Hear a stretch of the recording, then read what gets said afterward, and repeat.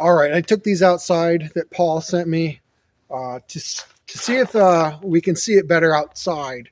The sun's getting a little low in the sky, but like I said, this is the Slavia 619. And I was reading through, yeah, comes in way better outside. Outside light is way better. So this is a Slavia 619 pick. Yeah, PIC rifle. Apparently the pick was like RWS for Diana. They didn't make it, but they were a distributor. Unless I'm totally wrong. I think that's what Tom was saying. Yeah, this is kind of a cool little rifle. I was going to take it apart, but I wasn't sure. I didn't want to screw it up. So I just want to show you again outside what it has. So it has like this, just this front sight post on it. It's almost like a nail. And it has this little screw jobber back here for the rear sight, but I think that's kind of stripped. It's got the screw jobber here for the rear sight, and I think it's kind of stripped out. But it's got the breech seal is made of leather. See that? So the piston seal also is made of leather on the inside here. And it can decock. This is so easy to cock. Watch this. This is nothing. This is only going to be about as powerful like as a BB gun, but it's going to be more accurate. I am going to look at getting some parts for it.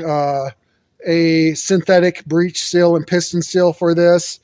I want to get inside and see what's going on in here. It sounded kind of crunchy when I was cocking it at first, but I put a bunch of ballistol oil down it. Now it's nice and smooth.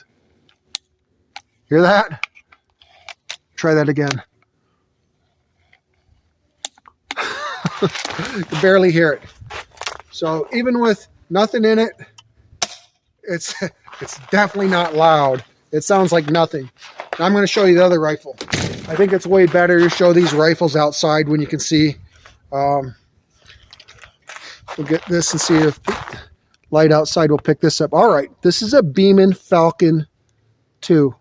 I'm going to move it really slowly so you can read this. Made in Spain. I don't know what the year is on this. See if it's got a serial number. It does. It is a G87487, 4.5 caliber. So that's over here on the breech block.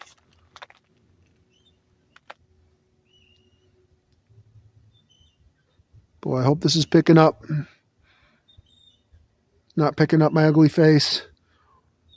There we go. So this is a cool little rifle. It already has swivels on it. And he thought that maybe this was made by Cometa or Norica. I'm not sure which. But this is like an old-fashioned, very nice Springer. It actually reminds me of a Wyrow. Paul said it reminded him of the old HW50s. And this thing cocks easy too. Pinky. Here, I'll do that better so you can see it. I can cock it with my pinky. Oh, I won't let it go home with my pinky.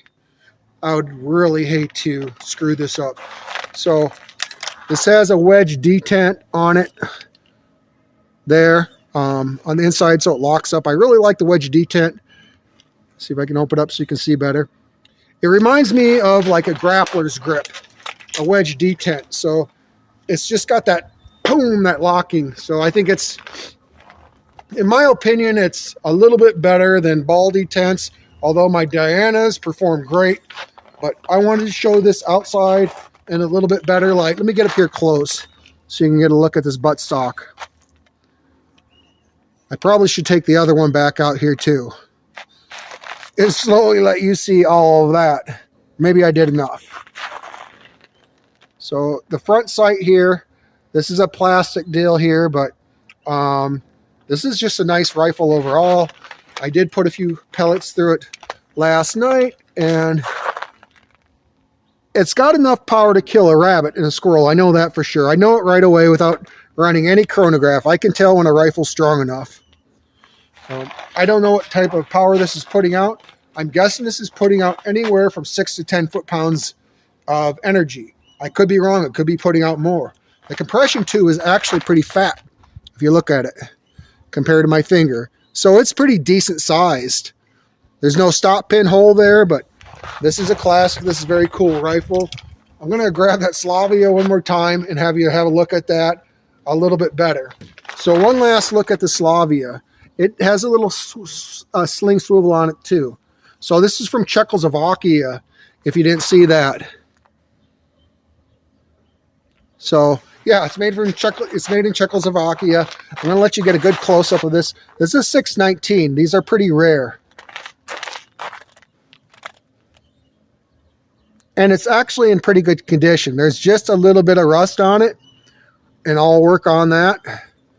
Better look at what I'm doing here. So you can see right here, it's missing like a nut, like that a white row would have. So I might have to see if I can do something about that. It's just a single stage trigger. It's not a two stage. It's just one long pole. We'll have a look at this other side.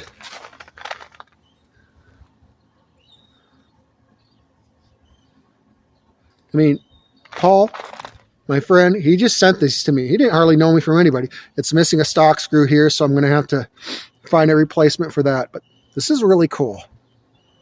This is Antique City. If you like antique, nostalgia stuff, I think you're going to like these rifles. Like I said, here, I'll cock it once. There's no pellet. No pellet in here, so you can see I'm being ultra safe. They say don't shoot these without a pellet. I don't think it's going to hurt this one. So you'll just see this long first stage. Well, actually, it was pretty crisp. What am I talking about? It was actually pretty crisp.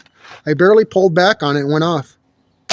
Yeah, that's pretty good. So I just wanted to share these off. We're going to do some shooting. Plan on doing some tuning to these. I don't really know that I need to do much. I just need to shoot this on a chronograph and see how it performs. And if it performs decent, I'm not going to do anything to it. If it's shooting pellets in the low 300 feet per second, that's good enough for me. That's all this rifle is supposed to do. This is supposed to be sub 3 FPE spring piston rifle, a target blaster's joy and fun. If you're not subscribed to my channel, I'd appreciate if you would subscribe, give me a like. God bless you all, and you have an awesome weekend.